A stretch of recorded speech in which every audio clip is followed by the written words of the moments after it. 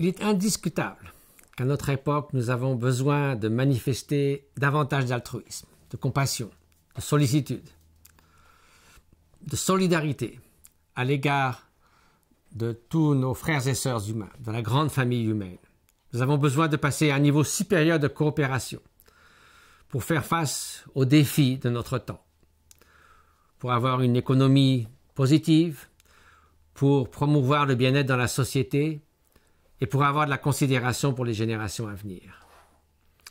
Mais quand il s'agit d'altruisme, de soins, de sollicitude, bien souvent nous l'accordons à ceux qui nous sont chers, ceux qui nous traitent bien, avec certains entraînements, en ouvrant notre univers mental, en réfléchissant, nous comprenons que tous nos frères et sœurs humains, également eux aussi, ne souhaitent ne pas souffrir, souhaitent être heureux.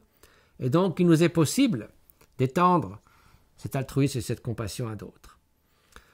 Et grâce à cela, nous en sommes venus à un état de civilisation qui reconnaît les droits fondamentaux des êtres humains à rester en vie, à ne pas souffrir, à pouvoir exprimer leurs aspirations et vivre comme bon leur semble. Donc, nous reconnaissons le droit de l'être humain. De plus en plus, nous allons vers une reconnaissance, bien sûr, des droits égaux entre l'homme et la femme, les droits de l'enfant pour pas qu'il ne soit exploité, pour les faire travailler à un âge très jeune. Donc, nous avons fait d'immenses progrès dans ce domaine. Et pourtant, il reste un domaine où nous avons une sorte de dissociation, de schizophrénie mentale. Nous sommes une espèce et il y a 1,6 million espèces animales sur cette planète. Et toutes ces autres espèces, finalement, ils sont différents, mais nous avons tendance à penser que finalement, nous pouvons les utiliser, les instrumentaliser comme bon nous semble. Et là, c'est vraiment manquer totalement de lucidité, de sagesse, de compréhension, de voir que beaucoup sont des êtres sensibles qui, comme nous, essaient d'échapper à la souffrance, recherchent les conditions qui favorisent leur survie, leur bien-être. Au fil de l'évolution, ils ont évolué différemment. Certains ont des qualités que nous n'avons pas, comme des oiseaux migrateurs qui peuvent parcourir 15 000 km en s'orientant sur les étoiles ou sur la lumière polarisée du soleil. Nous serions bien incapables. D'autres ont toutes sortes de qualités, de forces physiques, de facultés que nous n'avons pas. Nous avons bien sûr une grande intelligence. Nous avons la capacité de faire beaucoup de bien à un grand nombre d'êtres au niveau de la planète. Aussi à faire beaucoup de mal, fabriquant des bombes atomiques, des armes de destruction massive. Nous avons des qualités uniques, certes, mais ces qualités, en aucune façon, ne nous donnent une sorte de droit inhérent de disposer de toutes les autres formes de vie comme des instruments pour favoriser nos désirs, notre bien-être. Sachez que nous tuons chaque année sur cette terre 60 milliards d'animaux terrestres pour notre consommation, pour les manger, pour porter leur peau, pour utiliser différentes parties de leur corps, pour nous amuser parfois. Et 1 000 millions d'animaux marins, tous les ans, année après année. Nous les instrumentalisons, nous en faisons des objets de consommation. Les cochons deviennent des machines à faire des saucisses. Les poules deviennent des machines à fabriquer des œufs à un coût rentable. Et devient leur seule raison d'être. Nous les élevons, nous décidons quand ils doivent vivre, mourir, où, comment et à quel moment. Tout ceci n'a guère de sens si l'on veut avoir un système d'éthique cohérent. Nous ne pouvons pas accorder une telle valeur à l'individu, à l'être humain, et une valeur quasiment nulle à toutes ces autres formes de vie, comme si elles avaient été là uniquement pour notre bon plaisir. Imaginez quelqu'un vient d'une autre planète et nous dise « Ah, nos Écritures, notre Dieu nous a dit que vous autres êtres humains avaient été créés uniquement pour notre consommation et pour notre bon plaisir, et par ailleurs, nous aimons énormément la chair humaine et ne pouvons nous en passer. » Que pourrions-nous répondre à cela, s'ils sont convaincus de ce fait? Donc il faut non pas que nous ayons une sorte de polarisation indue en nous occupant que du sort des animaux. Nous devons engendrer, pour sûr, une bienveillance inconditionnelle à l'égard de tous les êtres humains, faire tout ce qu'il est possible de faire pour remédier à leurs souffrances, mais aussi à l'égard des animaux. Étendre notre bienveillance, étendre notre compassion aux autres êtres sensibles, qui sont différents de nous, qui ont d'autres qualités, d'autres capacités, mais qui eux aussi souhaitent éviter la souffrance. Nous ne pouvons pas continuer à en faire des objets. On sait que lorsqu'on déshumanise les êtres humains, tous les dictateurs, sans exception, d'Hitler à Kadhafi, ont commencé par traiter ceux qu'ils considéraient comme des êtres inférieurs, les traités de rats, de vermines, de peste, de danger pour l'humanité, de cafards. Et une fois que cette dévaluation s'était mise en place, qu'on avait rendu comme une masse anonyme de personnes inférieures, il était facile de dire nous devons débarrasser la planète de ces vermines. C'est cela qui a conduit au massacre de masse, au génocide. Un degré de dévalorisation supplémentaire fait que nous désanimalisons les animaux pour en faire des objets, pour les réifier, des objets de consommation, du cuir, de la viande. Et tout cela, de nouveau, pour perpétuer ce massacre permanent, année après année, jour après jour. La France a été choquée lorsqu'un voyou à Marseille s'est filmé lui-même en train de jouer avec un chat qu'il lançait en l'air ou qu'il lançait contre les murs, très fier de lui. On l'a recherché, on l'a trouvé, il a été condamné à 1 an de prison. Mais ce même jour, 500 000 animaux étaient abattus dans des conditions horribles dans les abattoirs en France. Et de ça, personne ne s'est ému, ce jour-là, le lendemain et tous les autres jours de l'année. Ces animaux ne voient quasiment jamais le jour. Ils vivent entre 1/5 et 1/60 de leur durée potentielle de vie. Ils sont élevés dans des conditions horribles, on les maintient juste à peine en vie jusqu'au moment où on va décider de les tuer. Lorsqu'on les tue, ils sont censés être assommés, rendus inconscients, mais tout va si vite, il y a tellement d'animaux à tuer, qu'il s'avère que dans la plupart des abattoirs, que ce soit des vaches, des veaux, des cochons, des truies, des poulets, 10 à 15% ont repris conscience au moment où on les ébouillante, au moment où on les coupe en morceaux. Quel genre d'éthique avons-nous? Comment pouvons-nous justifier de telles choses?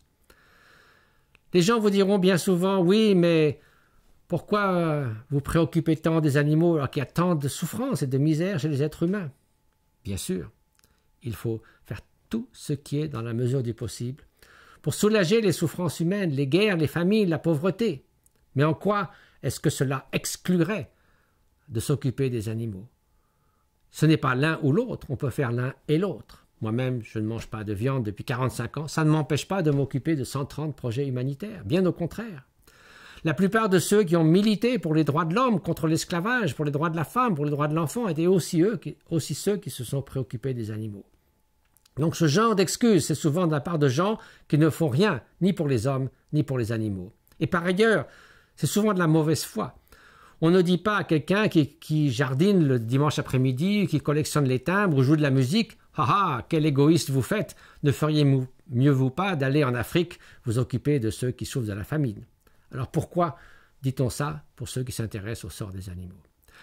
Il ne s'agit pas donc de ne s'occuper que des animaux, mais de s'occuper aussi des animaux et d'étendre à eux notre compassion. Ce n'est pas là un simple détail, c'est la condition indispensable à avoir un système éthique cohérent. Et comme lorsque Gandhi disait « on peut juger une civilisation à la manière dont elle traite les animaux », ce n'était pas parce que c'était simplement un amoureux des chiens et des chats, c'est parce qu'il se rendait compte que si l'on manque de compassion pour certains, bientôt on risque de manquer de compassion pour tous.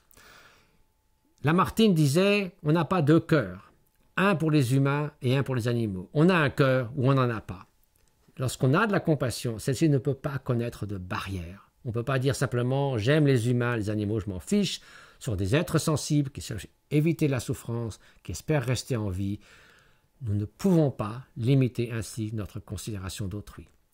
Donc essayons de finalement arriver à un système de moralité, d'éthique, qui soit cohérent et qui consiste, encore une fois, non pas à animaliser l'homme ou à humaniser l'animal, comme le craignent certains, mais à étendre notre bienveillance à tous, de ne pas aimer que les animaux, mais aussi les animaux. Et tout le monde y gagnera. Pourquoi? Parce que tout ce système d'élevage industriel, de production massive d'animaux pour faire de la viande, pour faire du cuir et autre chose, il n'y a que des perdants. Tout d'abord, les milliards d'animaux qui sont tués chaque année, c'est les premières victimes bien sûr, mais aussi les plus pauvres sur cette planète. On sait que 775 millions de tonnes de céréales, de maïs, de soja, de blé sont produites dans les pays en voie de développement pour aller nourrir le bétail qui servira à faire de la viande dans les pays riches, qui pourrait bien sûr servir à nourrir ces populations des pays en voie de développement. On sait qu'un hectare de terre peut nourrir un carnivore, ou bien 20 végétariens, ou bien 50 végétaliens. On sait qu'il faut 10 kg de protéines végétales pour faire 1 kg de protéines animales sous la forme de viande. Donc c'est une machine à protéines à l'envers, un rendement extrêmement minable.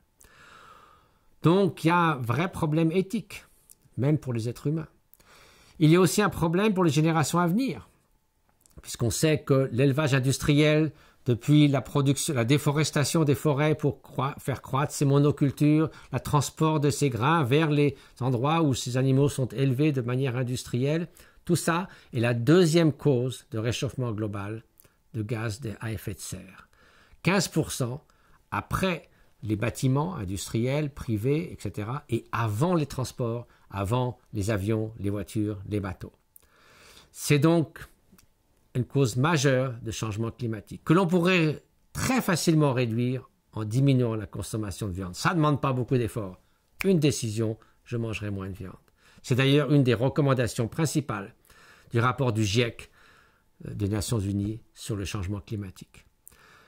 Également, même nous, les êtres humains, en pâtissons de cette excessive consommation de viande. De nombreuses études, une réalisée à Harvard sur des dizaines de milliers de personnes sur 20 ans, a montré que les personnes qui mangent le plus de viande par rapport à ceux qui en mangent peu ont 15% de plus de chances de mourir, de probabilité de mourir de cancer ou d'accident cardiaque. Une autre étude publiée récemment, qui a suivi près de 10 000 personnes entre 50 et 68 ans, a montré, en divisant ces personnes en 3 groupes, ceux qui mangent le plus de protéines animales, quantité moyenne de protéines animales et moindre de protéines animales, que sur 18 ans, le taux de mortalité de ces 10 000 personnes était 75% plus élevé chez le tiers qui mangeait le plus de protéines animales que le tiers qui en mangeait le moins. Et cela n'est pas vrai si ces personnes mangent des protéines végétales. Donc on voit bien que même pour la santé humaine, ce n'est pas une bonne chose. Les gens qui vous disent « j'ai besoin de protéines », très bien, bien sûr, mais vous savez qu'il n'y a que 20% de protéines dans la viande, contre par exemple 30% dans le tofu et dans d'autres produits qui contiennent des protéines végétales. Donc tout cela montre qu'en réduisant notre consommation de viande, nous aurions non seulement une éthique plus cohérente, mais tout le monde y gagnerait. Ça diminuerait la pauvreté et les inégalités. Les animaux, bien sûr, seraient très heureux de rester en vie. Nous autres serions en meilleure santé et nous ne compromettrions pas de la même manière l'avenir des générations à venir. Donc c'est tout simple.